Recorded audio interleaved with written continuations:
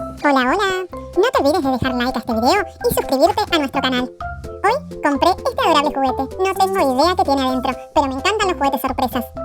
Abrimos por acá con mucha fuerza.